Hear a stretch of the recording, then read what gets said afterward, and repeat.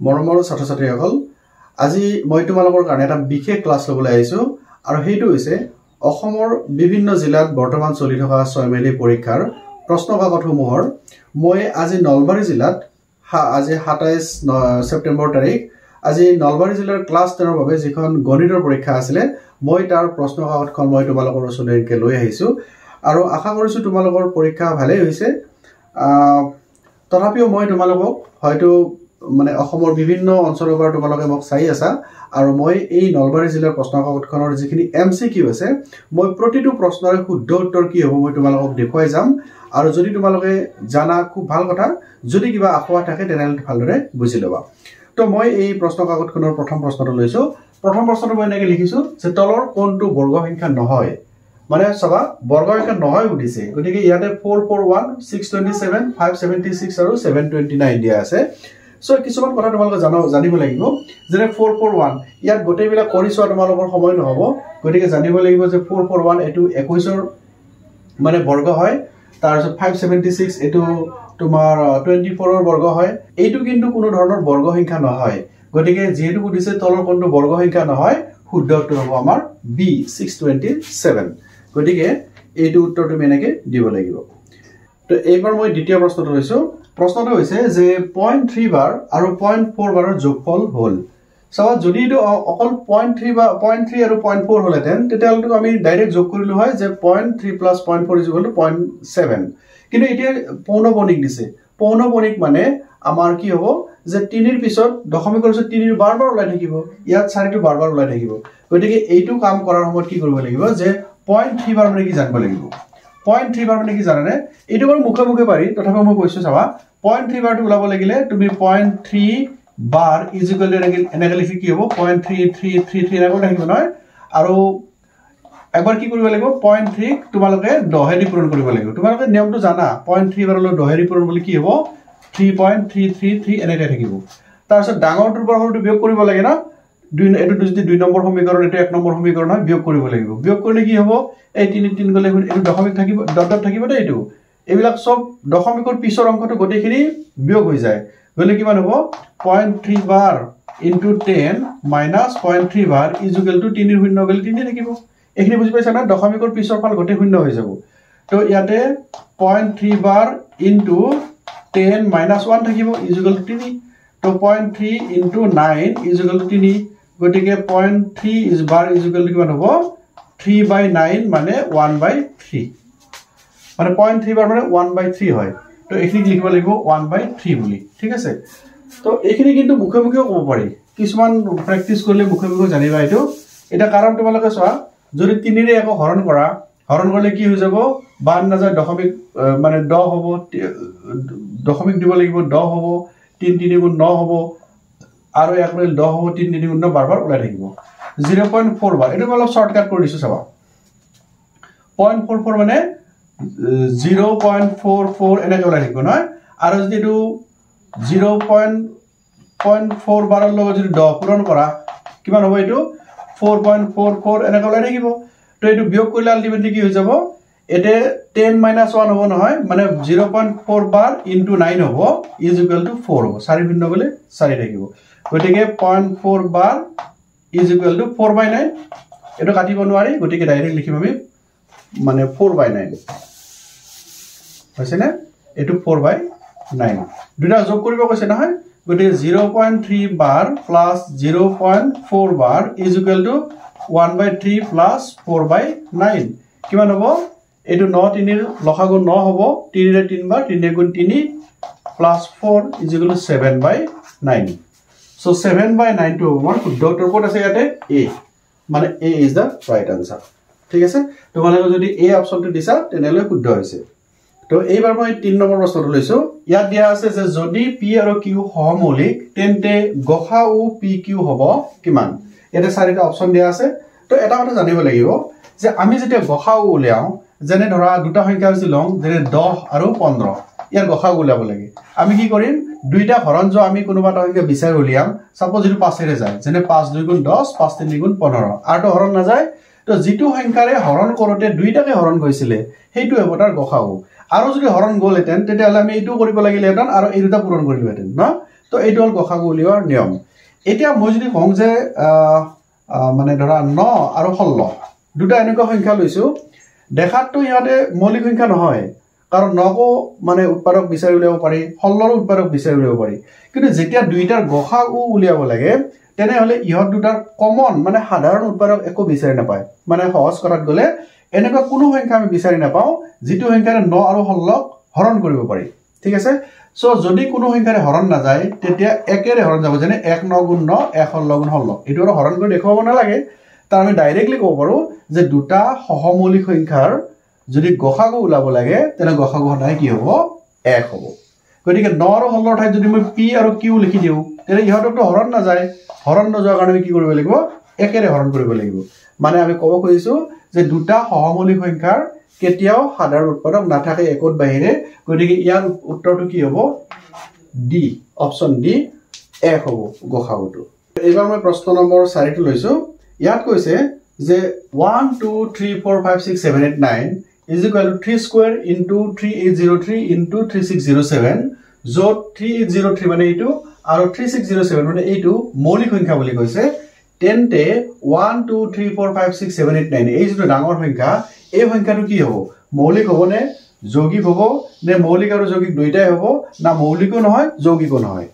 এইটো কৰিছে তোমাৰ এটা প্ৰশ্ন হিচাপে ঠিক আছে আচ্ছা মৌলিক বুলি কোৱাৰ লগে লগে তুমি জানিব লাগিব যে মৌলিক কাক কয় যৌগিক কাক কয় এই প্ৰশ্নৰ উত্তৰ দিবলৈ সেইখিনি কথা তুমি জানা থাকিব লাগিব মৌলিক মানে হৈছে জৰা মই এটা সংখ্যা লিখিছো 11 এই সংখ্যাটোক তুমি একত বাহিৰে এনেকৈ একো সংখ্যা বিচাৰি নাপাবা যে তাক আৰু হৰণ কৰিব পাৰি এক আৰু সেই সংখ্যাটোৰ ক্ষেত্ৰত ঠিক আছে মই যদি তোমাক কওঁ যে 10 সংখ্যাটো ইয়াক কিন্তু পাৰি যে 2 নে 2 5 গুণ পাৰি এই যে বেলেগ সংখ্যাৰে হৰণ কৰিব পাৰিলো যি সংখ্যা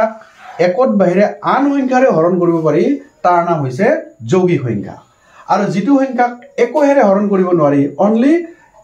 একেৰে আৰু সেই সংখ্যাটোৰে হৰণ কৰিব পাৰি তেতিয়া তাক মৌলিক সংখ্যা বুলি কোৱা হয় গতিকে আমি সিধা কথা যদি ক'ব খুজো হৰণ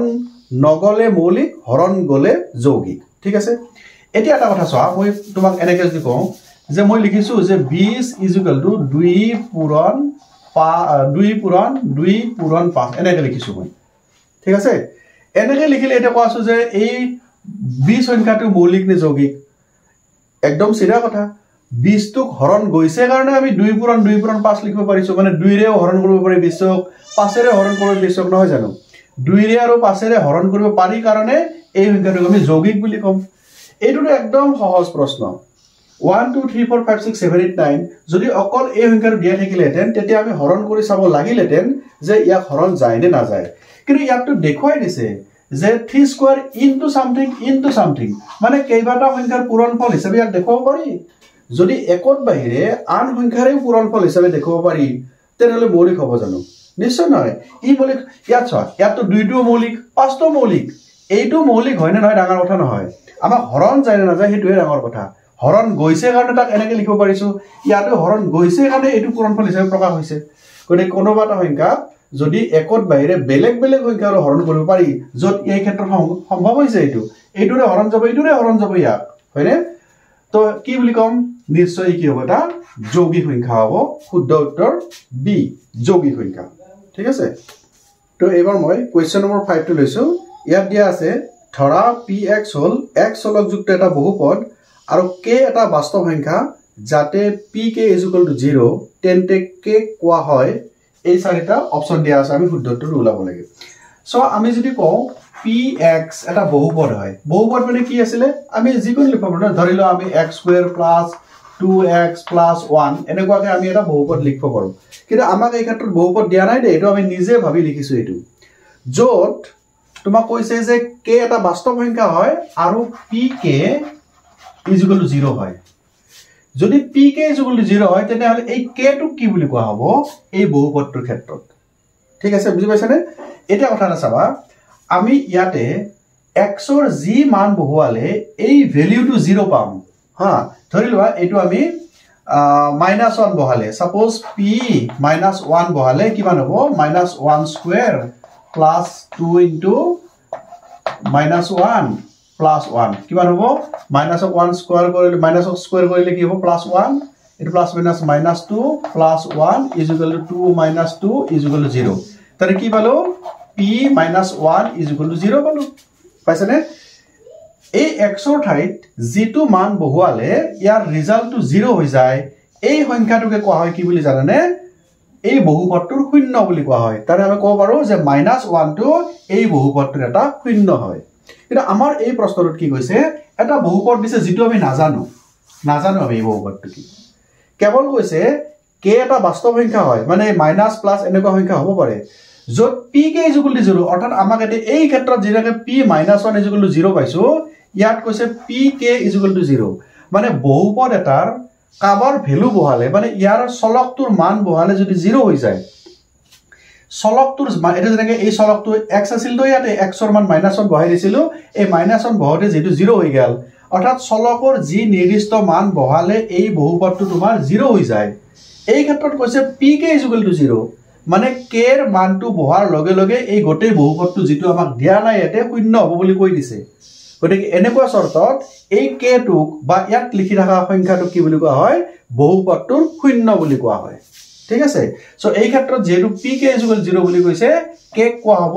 আমাৰ এই px যেটো বহুপদ দিয়া আছিল তাৰ শূন্য গতিকে আমাৰ কি আছে x ৰ হক নহব px বহুপদটোৰ শূন্য এটো হ'ব আমাৰ শুদ্ধ উত্তৰ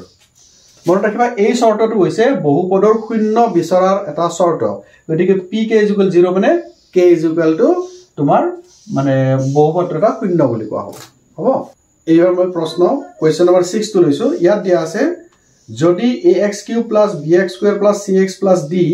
যত a b c d বাস্তৱ সংখ্যা আৰু a ≠ 0 বহুপদৰ শূন্য কেইটা আলফা বিটা আৰু গামা হয় তেন্তে alpha beta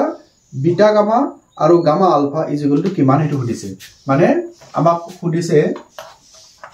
ULFA beta plus beta gamma plus gamma alpha = কিমান সুধিছে হা আলফা বিটা গামা সাবাৰে এই যেটো বহুপদ আছে এই বহুপদৰ মাত্ৰা কিমান মানে x ৰ সৰ্বোচ্চ ঘাত 3 আছে মাত্ৰা 3 আছে মানে এটা ত্ৰিঘাত বহুপদ আৰু ত্ৰিঘাত বহুপদৰ কেইটা শূন্য থাকে তিনিটা শূন্য থাকে এটো তোমালোকে জানা আৰু সেই তিনিটা শূন্যক আমি কি ধৰিছো এটা আলফা ধৰিছো এটা বিটা ধৰিছো এটা গামা ধৰিছো এই তিনটা হৈছে এই ত্ৰিঘাত বহুপদৰ তিনিটা শূন্য আমাক প্ৰশ্নটো সুধিছে কি যদি আমাৰ alpha beta plus beta gamma plus gamma alpha এই ৰিজাল্টটো কি সুধিছে তাৰে আগে তোমালোকক মই উত্তৰটো কোৱাৰ আগে এটা বস্তু ক'ব খুজিছো যে এই ক্ষেত্ৰত আমি মানে শূন্য তিনিটাৰ যোগফল কি হ'ব চাবা alpha plus beta plus gamma = কিমান হ'ব এটো কি জানানে এটো আছিল আমাৰ -b/a এটো মনত ৰাখিবা তোমালোকে -b/a হৈছে শূন্য তিনিটাৰ যোগফল এই বহুপদৰ ক্ষেত্ৰত হৈছে তাৰপিছত alpha beta plus beta gamma plus gamma alpha এটো কি আছিল এটো আছিল তোমাৰ c/a আৰু তোমাৰ কি আছিল আলফা পূৰণ বিটা পূৰণ গামা এটো আছিল কি -d/a এই কেইটা তুমি কিন্তু জানিব লাগিব ঠিক আছে আৰু এইখিনি যদি জানা তেনলে এই প্ৰশ্নটোৰ ক্ষেত্ৰত যে সুধিছে এটো এটা ত্ৰিঘাত বহুপদ হয় তাৰে ক্ষেত্ৰত আলফা বিটা গামা তিনটা শূন্য বুলি কৈছে তুমি এই ৰিজাল্টটো ক'ব লাগে তেতিয়া কি হ'ব আমাৰ এইখিনি হৈছে আমাৰ result alpha beta plus beta gamma plus gamma alpha = c/a আৰু আমাৰ ইয়াতে কি আছে অপচন বি c/a তো এইখিনি তুমি কি কৰিব লাগিব মনত ৰাখিব লাগিব ত্ৰিঘাত বহুপদৰ ক্ষেত্ৰত ঠিক আছে এইবাৰ মই কোৱেশ্চন নম্বৰ 7 টো লৈছো তো ইয়াত আছে যদি দুটা চলকযুক্ত ৰৈখিক সমীকৰণৰ জোৰ এটা সংগত তেন্তে সমীকৰণ দুটাই নিৰ্দেশ কৰা সৰল ৰেখা দুডাল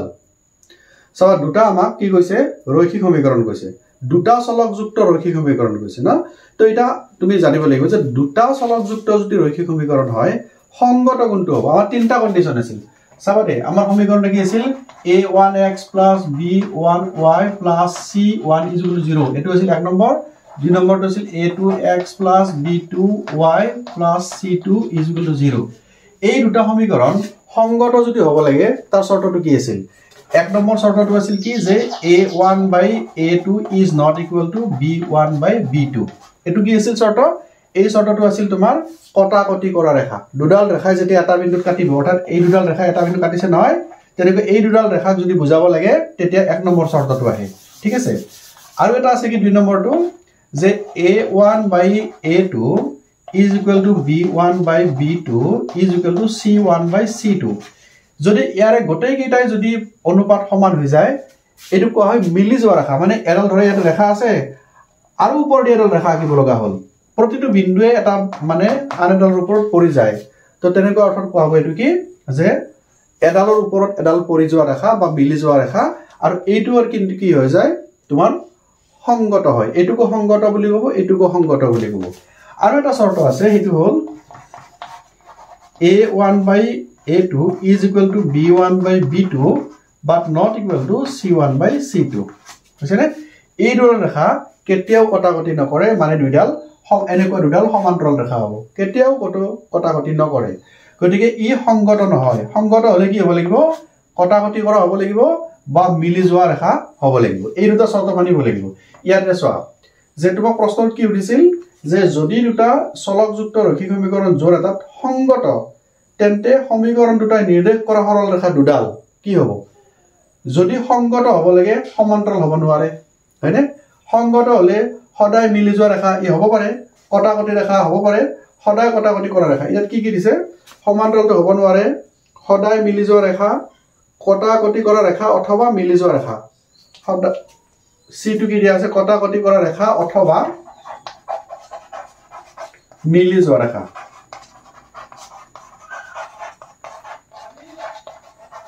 সো এটো আছিল সি না তো এটো হ'ব নোৱাৰে কাৰণ সমান্তৰাল হ'লে সংগত নহয় এটো সমান্তৰাল সংগত নহয় সদায় মিলি যোৱা ৰেখা এইটো হয় কিন্তু অকল এইটো নহয় এইটোটো লগত আছে হেগতে সি টো চাবলে এইটো নহয় উত্তৰ সি টো কি দিছে কটাকটি কৰা ৰেখা অথবা মিলি যোৱা ৰেখা মানে কটাকটি কৰাটো হয় মিলি যোৱাটো হয় গতিকে সি ইজ দা ৰাইট আনসাৰ গতিকে শুদ্ধ উত্তৰ হ'ব সি টো মানে কটাকটি কৰাটো লিখিব লাগিব আৰু মিলি যোৱাটো লিখিব লাগিব এই দুটাহে আছে আমাৰ সংগত হোৱাৰ শৰ্ত ঠিক আছে তো এবাৰ মই লৈছো কোৱেশ্চন নম্বৰ 8 প্ৰশ্নটো আছে এনেকুৱা যে তলৰ কোণটো দ্বিঘাত সমীকৰণ নহয় ইয়াতে অপচন দিয়া আছে নেকি a b c এনেকে অপচন দিয়া আছে আমি ক'ব লাগে ইয়াৰে কোনটো দ্বিঘাত সমীকৰণ নহয় তো এইখিনি জানাৰ আগে তুমি জানিবলৈ যে দ্বিঘাত সমীকৰণ কাক কয় ইয়াৰ ষ্টেণ্ডাৰ্ড ফৰ্ম হৈছে কি ax² + bx + c = বা সমীকৰণ বুলি কৈছে তো গতিকে = 0 এটো হৈছে আমাৰ দ্বিঘাত সমীকৰণ মানে ইয়াৰে যে চলক আছে এই চলকটোৰ সৰ্বোচ্চ ঘাত 2 থাকিব লাগিব তেতিয়া এটো দ্বিঘাত সমীকৰণ বুলি লিখিব না তো ইয়াত কিন্তু এই ষ্টেণ্ডাৰ্ড ফৰ্মত এটাও নাই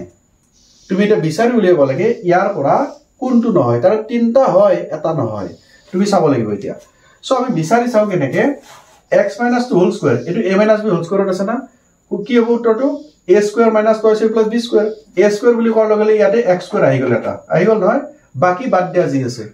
এইফালতো স্কয়াৰ থাকা কত নাই এটা স্কয়াৰ থাকা ওলাই গ'ল তো যদি এই স্কয়াৰটো আছে বাকি থাকক না থাকক ই নিশ্চয় এটা কি হৈ যাব দ্বিঘাত সমীকৰণ হ'বই তাৰে ই এটা দ্বিঘাত সমীকৰণ হয় ঠিক আছে দুই নম্বৰটো চাও ইয়াত পাইছো কি x * x is x² হয়নে প্লাস x এনেকুৱা আহি গ'ল এটো কি হ'ব x² মাইনাস মানে কি হ'ব 2² মানে a + b * a - b আছে নহয় এটো হ'ব x² - 4 এটো কি হ'ব x² + x + 8 এনেকুৱা হ'ব নহয় এই x² কাটা কাটি যাব যোৱাৰ ফলত কি হ'ল স্কয়াৰ থাকা এটাটো স্কয়াৰ থাকিবই লাগিব স্কয়াৰ থাকা এটা টাৰ্ম নাথাকিল তাৰনে ই দ্বিঘাত সমীকৰণ নহয় পালানে বুজি তো শুদ্ধ উত্তৰ হ'ব এইটোৱে কাৰণ এইটো যেটো প্ৰামাণিক ৰূপ এই প্ৰামাণিক ৰূপটো স্যাটিসফাই নকৰে এই লাইনটোৱে ই দ্বিঘাত সমীকৰণ নহয় এইটো পাইছানে বাকি কেটা হ'ব তুমি এবাৰ চাই লব পাৰা 2x * x মানে কি 2x² এটো মানে কি হ'ব 2x² হ'ব বাকি কিনি বাদ দিয়া ইজুগল কি হ'ব এটা x² আছে 2x² পৰা x² মাইনাস কি দিলে এটা x² থাকি যাব গতিকে এইটো দ্বিঘাত সমীকৰণত পৰিব এটো চোৱা a + b হোল কিউব মানে a³ + 3c² b + 3cb² + b³ এটো a³ বুলি গতে x³ হ'ব ইয়াত এটা x³ আছে সো x³ x³ কাটা যাব বাকি স্কয়াৰ থাকা বিলাক থাকি যাব তেতিয়া দ্বিঘাত সমীকৰণ হ'ব তোমালোকে এবাৰ পাটি চাবাছো কথাটো হয় না নহয় তো এই ক্ষেত্ৰত আমাৰ শুদ্ধ উত্তৰ হ'ব অপচন বি ঠিক আছে তো এবাৰ মই কোৱেশ্চন নম্বৰ 9 টো লৈছো যদি ay² + ay + 3 = 0 আৰু y² + y + b = 0 সমীকৰণ দুটা সাধাৰণ মূল এক হয় তেন্তে a পূৰণ b = কিমান ইয়াতে চাৰিটা অপচন দিয়া আছে তাৰ দুটা তোমাক সমীকৰণ দিছে ay² + ay + 3 = 0 আৰু y² + y + b = 0 ইয়াত a আছে ইয়াত b আছে আৰু a আৰু b ৰ পূৰণফল কিমান হ'ব আমাক সুধিছে যদিহে দুইটাৰে এটা কমন শূন্য এক হয় মানে দুইটাৰে কি দিছে সাধাৰণ মূল বা কমন 0 বুলি ক'লে কথা নাই সাধাৰণ মূলটো এক হয় বুলি কৈছে তাৰ মানে ইয়াৰো একটো এটা শূন্য ইয়াৰো একটো এটা শূন্য তো ইয়াৰ আমি কি বহাই দিম এক বহাই দিছ আমি a into 1 square মানে 1 হ'ব ন প্লাস a into 1 মানে a হ'ব প্লাস 3 is equal to 0 কৈছে ন is equal কিমান হ'ব চোৱা a into 1 is a plus a twice a plus 3 is equal to 0 or twice a is equal to minus 3 এটাকে a is equal কি হ'ব minus 3/2 হৈ গল এর মান পাই গলো b to সামিটা ইয়াতো হেই একেটাই শূন্য বুলি কৈছে ইয়াতো আমি কি লিখো 1 স্কয়ার মানে 1 হ'ব plus 1 plus b is equal to 0 তো কি হ'ব b is equal to 1 plus 1 2 ইফালে গলে minus 2